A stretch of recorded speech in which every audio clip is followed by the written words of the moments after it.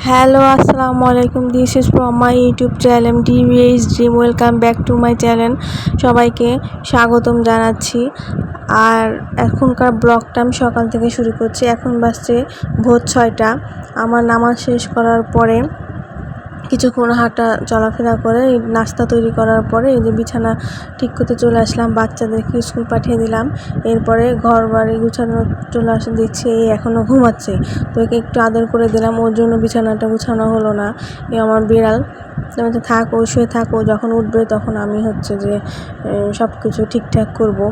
আজকে চ্যানেলে থাকছে আপনাদের জন্য কিছু সুস্বাদু খাবার, মানে কিছু রান্না বান্না করা, যেমন কি আবার গেস্টও আসছিলো, এই জন্য আজকে আমরা এই আয়োজনটা তৈরি করেছি। যে আমি এখন রান্নার কাজে চলে এসেছি।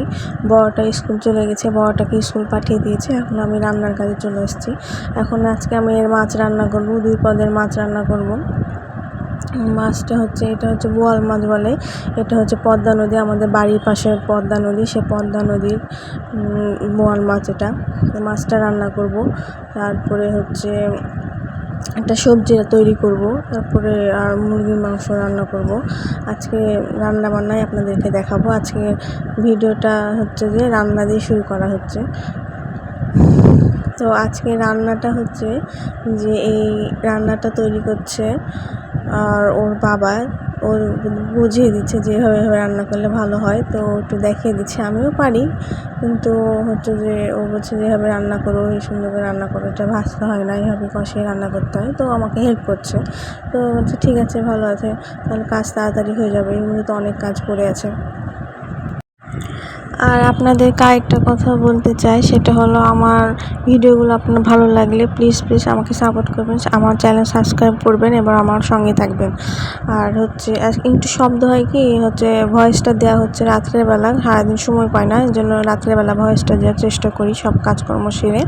তো ফ্যান ছাড়া আছে, নাহলে গরম লাগবে, সেই একটু শব্দটা আসছে, এই জন্য কিছু মনে করবেন না। আর আমার যদি কথা শুনতে বুঝতে অসুবিধা হয় তো প্লিজ ক্ষমার চোখে দেখবেন, এবং আমার যে চ্যানেলটা সবাই সাবস্ক্রাইব করবেন, আমার ভিডিওটা প্লিজ সবাই ভালো করে দেখবেন।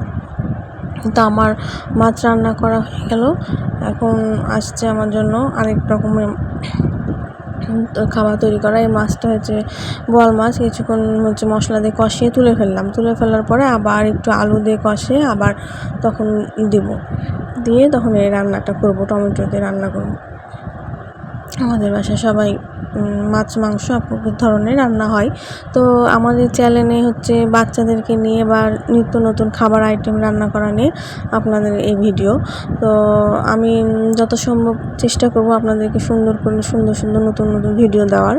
তো যেভাবে হয়, সেভাবে পারি না যারা ইউটিউবরা করে, কারণ আমি ইউটিউব চ্যানেলে নতুন, চ্যানেলটা খোলা হয়েছে অনেকদিন হলো, কিন্তু সেভাবে ভিডিও ছাড়া হতো না বা বুঝতাম না, পারতাম না, নতুন, তাই আমি আমাকে নতুন, তাই আমাকে সবাই ক্ষমার চোখে দেখবেন এবং আমার ভিডিওটা আপনারা একটু প্লিজ মনোযোগ সহকারে দেখবেন, আমাকে সাপোর্ট করবেন। আর আমি যেহেতু নতুন, সেভাবে গুছিয়ে কথা বলতে পারি না, এর আগেও বলেছি, এর জন্য আপনারা একটু কষ্ট করে দেখবেন।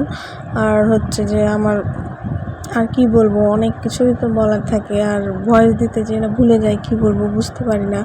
তো এই রান্না সেরে আজকে বৃষ্টি হচ্ছিলো, ওয়েদারটা খারাপ, বৃষ্টি ঝমঝমানো, হঠাৎ করে রোদ হয়েছিল, রোদ হওয়ার পরে দেখছি বৃষ্টি,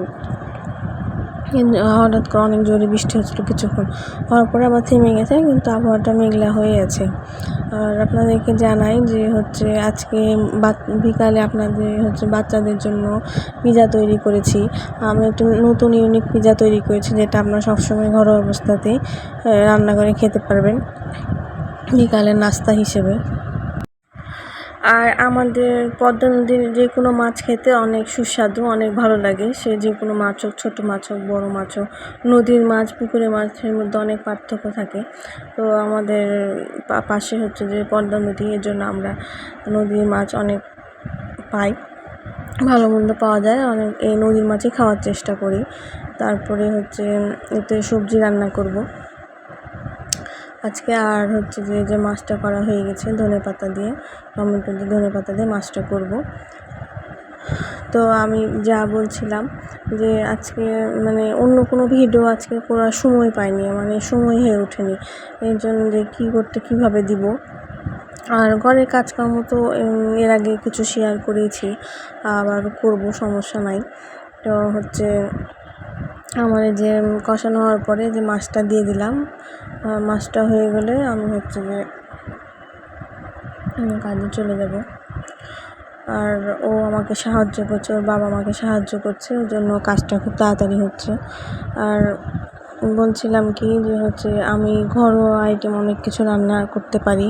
ঘরোয়া পিজা বলেন, শাওয়ারমা, তারপরে স্পাগেত্তি পাস্তা থেকে শুরু করে সব কিছু বাসাতেই তৈরি করার চেষ্টা করি, যেন বাচ্চাদেরকে বাইরে খাবারটা যেন অ্যাভয়েড করার চেষ্টা করি। তারপরও মাঝে মাঝে রেস্টুরেন্টে যেতে হয় বাচ্চাদেরকে খুশি করানোর জন্য। আর এই জন্যই আর কি হচ্ছে যে ভিডিওটা, তো আপনারা দেখতে থাকুন আর আমার চ্যানেলে সাবস্ক্রাইব করুন।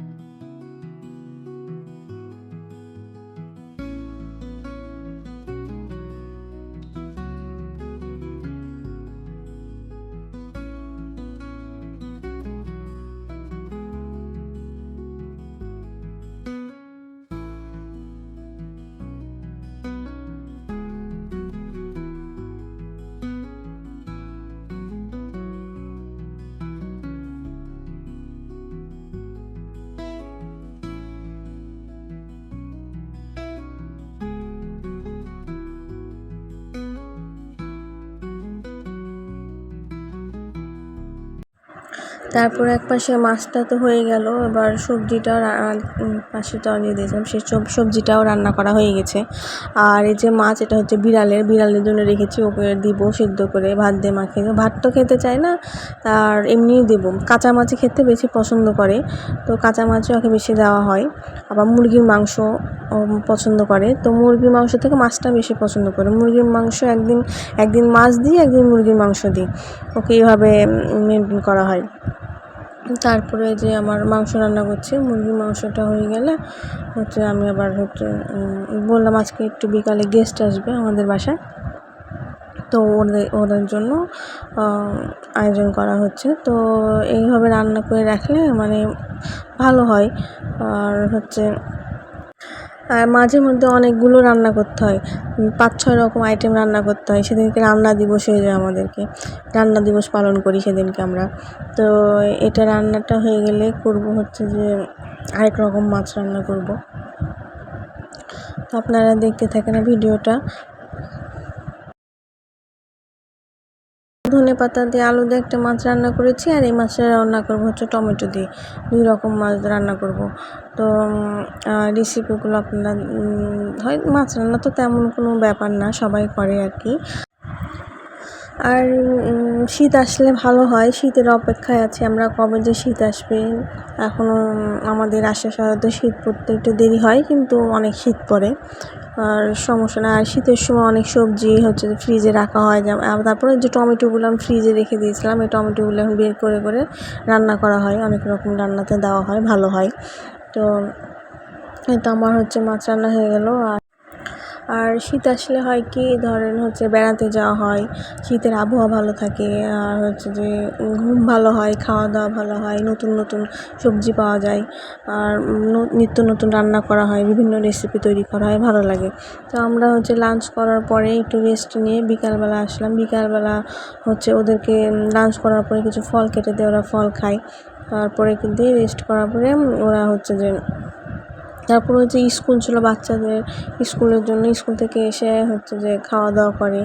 স্কুল প্রাইভেট আজকে ওই জন্য ব্যস্ত, যেদিন স্কুল প্রাইভেট থাকে না সেদিনকে খুব ব্যস্ততা থাকে, ওই জন্য ওদেরকে সেভাবে দেখানো যায় না, বা যতটুকু পারবো ওদেরকে দেখানোর চেষ্টা করে। ওরাও লজ্জা করে, হ্যাঁ, কী করবো না করবো, কীভাবে ভিডিও করব, ওরাও হাসাহাসি করে আমার ভিডিও করা দেখে। তারপরে যে বিকালবেলা ওরা আসছিলো, বললাম যে আজকে তো হচ্ছে যে আজকে যেহেতু স্কুল হয়েছে কিন্তু আজকে তো কোচিং নাই, এই কারণে বিকালে নাস্তা আইটেম করে সবাই খাওয়া হবে, কারণ কোচিং থাকলে রাত হয়ে যায়।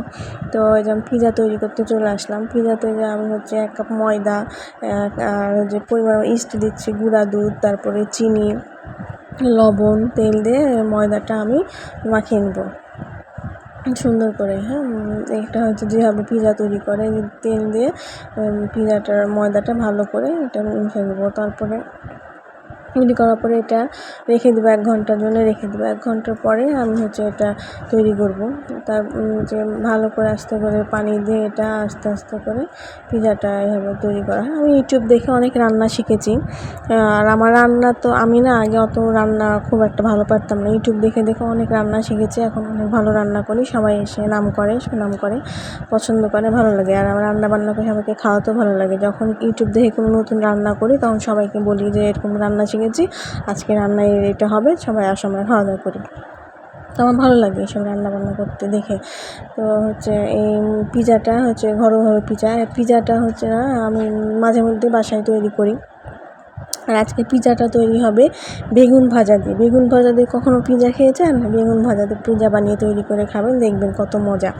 হ্যাঁ, আমি আজকে বেগুন ভাজা দিয়ে একটা পিজা তৈরি করেছি, আর একটা তৈরি করে হচ্ছে মাংস দিয়ে, মুরগির মাংস দুটোতেই দিয়েছি। আপনারা যদি মনে করেন বাসায় মুরগির মাংস নাই বা দিতে ভালো লাগছে না বা দিব না, বেগুন ভাজা দিয়ে করে খাবেন, দেখবেন পিজাটা অনেক সুন্দর লাগে, টেস্টি হয়। তো যে আমার মুরগির মাংস সয়া সস, লবণ, একটু মরিচের গুঁড়া দিয়ে আমি এটা মাখিয়ে রেখেছিলাম। হ্যাঁ, তারপরে যে তেলে আমি এটা আস্তে আস্তে করে ভেজে নেব, ভাজা ভাজা করে নেব। হ্যাঁ, ভাজা ভাজা করানোর পরে পিজা যেভাবে তৈরি করতে হয় সেভাবে করবো। এরপরে আমি আলাদাভাবে বেগুনটা ভাজিয়ে রেখেছি। বেগুনটা পাতলা পাতলা করে, আপনারা সেই বেগুন ভাজাটা মোটা করে কাটা যাবে না, একদম পাতলা পাতলা করে কোনো রকম একটু লবণ দিয়ে, একটু মরিচ লবণ দিয়ে একটু ভাজা করে নিলেন। ধরেন কোনো মশলা দিতে হবে না, বেগুন ভাজার মতো অত মশলা না দিলেও হবে। আপনি যদি খালি লবণ দিয়ে একটু শেখে নেবেন হালকা করে, যেহেতু পাতলা পাতলা তাতেও হবে। এই যে ময়দাটা আমার হয়ে গেছে, রেডি হয়ে গেছে। এখন আমি পিজা তৈরি করার জন্য চলে আসবো। আর পিজা এখানে 2টা পিজা তৈরি হবে, এই জন্য ভাগ করে নিচ্ছি কীভাবে 2টা করা হবে। তো আমি হচ্ছে গ্যাসের চুলায় করি না, পুড়ে যাওয়ার সম্ভাবনা থাকে, তাই আমি হচ্ছে ইলেকট্রিক চুলাতে করি। এটা একটা দিয়ে দিয়েছি। এখন আমি এটাতে সুন্দর করে সস দিয়ে দিব। টমেটো সস দেওয়ার পরে এখানে কী কী আইটেম দেবো দেখাচ্ছি আপনাদেরকে। যেখানে চিজ রেখে দিয়েছি, চিজটা ঠিক করে হয়েছে বেগুন ভাজা, তারপরে যে মাংস ভাজা, তারপর দিয়ে করবো। আর বাটার দিয়ে করি, আর আজকে ভাবছি ঘি দিয়ে করবো। বাটার দিয়ে করলে একরকম টেস্ট, ঘি দিয়ে করলে আরেক রকম টেস্ট। আপনারা তৈরি করবেন, তখন ভালো লাগবে। তবে আজকে আমার কাছে বাটার ছিল না, তাই আমি হচ্ছে আজকে ঘি দিয়ে পিজাটা তৈরি করব। এখন এই যে ময়দাটা এভাবে ফুটা ফুটা করে দিব, যেন কাঁটা চামচ দিয়ে যেন এটা ফুলে না ওঠে, আর ভালো মতো যেন সিদ্ধ হয়ে যায়, যেহেতু এটা উল্টানোর সময় নাই। এই জন্য এইভাবে যে আমি সস দিয়ে দিচ্ছি। দেওয়ার পরে এটা ব্রাশ করে দেবো। দেওয়ার পরে বেগুন আস্তে আস্তে করে বেগুনটা সাজিয়ে দেবো, মাংসটা সাজিয়ে দেবো। আপনারা যদি মাংস না দিলেও ভালো লাগবে, শুধু বেগুন ভাজা করে খাবেন, ভালো লাগবে। আমার যেহেতু মাংস বেশি আছে এই জন্য আমি আবার দিলাম। তো এরপরে এই তো আমি ব্রাশ দিয়ে হচ্ছে সসটা হচ্ছে যে মিলিয়ে দিচ্ছি। এখন আস্তে আস্তে করে বেগুনগুলো আমি সাজিয়ে দেবো। তো আপনারা আমাদের পিজা বানার রেসিপিটা দেখতে থাকুন। এই যে বেগুনগুলো এরকম দেখেন আমি কি পাতলা পাতলা করে নিয়েছি। এখানে কিচ্ছু দেওয়া নাই, শুধুমাত্র লবণ আর একটু মরিচে, হালকা মরিচের গুঁড়া দিয়ে শুধু এপিস ওপিস করে হালকা করে ভেজে নিয়েছি। হ্যাঁ, বেগুনটা এইভাবে পাতলা পাতলা করে সুন্দর করে দিয়ে দেবেন। এইভাবে যদি তৈরি করেন খেতে অনেক ভালো লাগে, অনেক সুন্দর লাগে, অনেক টেস্টি হয়। আপনারা করে দেখবেন, খাবেন, ভালো লাগবে। পিজা তো যে কোনো জিনিস দিয়ে করা যায়। আমি এর আগে হচ্ছে যে আলু এরকম করে আলু গোল গোল করে কেটে হালকা করে ভেজে নিয়ে আমি এভাবে করেছি, ওটাও খেতে আরেক রকম টেস্ট। পিজা যে কোনো কিছু দিয়ে খাওয়া যায়। আবার শুধু আপনি হচ্ছে পিজা আপনি টমেটো দিয়েও খেতে পারবেন, টমেটো আর চিজ দিয়ে খেতে তাও ভালো লাগবে। পিজাটা এমন একটা জিনিস, খুব একদম আইটেম যে দিতে হবে তার কোনো মানে নাই। আপনার কাছে ঘরোয়া যা থাকবে উপকরণ তাই দিয়ে আপনি তৈরি করতে পারবেন।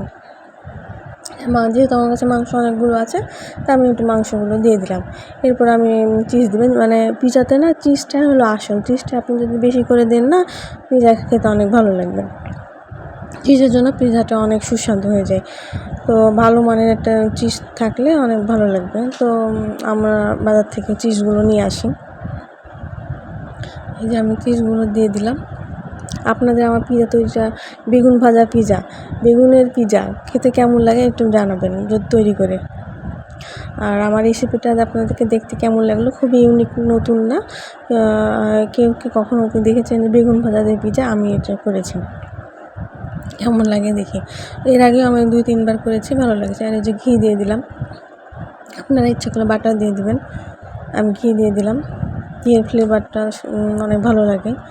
আর সস দিয়ে দিলাম, দিয়ে এটা আমি রেখে দেবো। আর ইয়াতে করলে না আপনার পিৎজাটা হতে বেশি সময় লাগে না।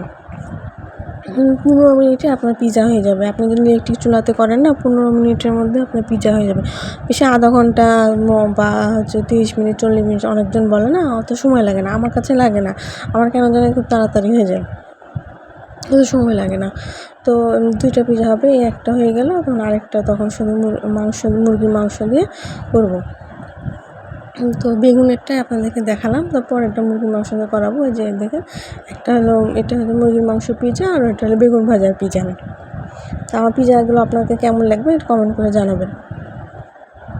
তারপরে যে আমরা বিকেলে খাওয়া দাওয়া করলাম, করা হয়ে গেল, ওরা আসছে। তো আর ছোটোটা যে ব্রিটিশ কাউন্সিলের 2 ভাই পড়ে, ওরা ওখান থেকে পোস্টার করতে দিয়েছে, তো আমি ওদেরকে রেডি করে দিচ্ছি। পোস্টারটা রেডি করার পরে হচ্ছে যে ওদেরকে নিয়ে যেতে হবে। তো ডাক্তারদের জন্য, মানে ডাক্তার রুগী সম্পর্কে ওকে বলতে হবে। আর আমাদের বাড়ির পাশেই, উপশহরের কাছেই হচ্ছে যে ব্রিটিশ কাউন্সিল, ওখানে পড়াশোনা করা 2 ভাই। তো এটা আমি তৈরি করে দিয়েছি, তো ওটা নিয়ে যেয়ে ওদেরকে দেখাতে হবে আর বলতে হবে। তৈরি করা হয়ে গেছে, তো আমি দেখাচ্ছি। তারপরে আর বললাম না, আমরা হচ্ছে লাঞ্চ করার পরে যে ফল খাওয়া হয়, তো ওটা হচ্ছে যে ভুলে গেছিলাম। তো এখানে দেখাচ্ছি যে এটা খাবারের কথা, যে এটা খাও এখন, ওটা ভুলে গেছিলাম যেহেতু মনে ছিল না। তো ওরা খাওয়া দাওয়া করছে। আর আমি বললাম না, বিকালে আমাদের বাসায় গেস্ট আসছে, হচ্ছে ওরা আসছে, পিচ্চি বাচ্চাটা আসছে, মেয়ে বাবু আসপি ওর নাম। খুব সুন্দর, অনেক এত মানে 1.5 বছর বয়স, কিন্তু সব কথা জানে, সব কিছু বলতে জানে, ভালো লাগে। দেখাচ্ছি ওদেরকে যে এটা আর আম্মু, এটা নানা আসছে, আর অনেক কথা বলছে। তা আজকের মতো এই পর্যন্ত থাক। আল্লাহ হাফিজ, আসসালামু আলাইকুম, ভালো থাকবেন।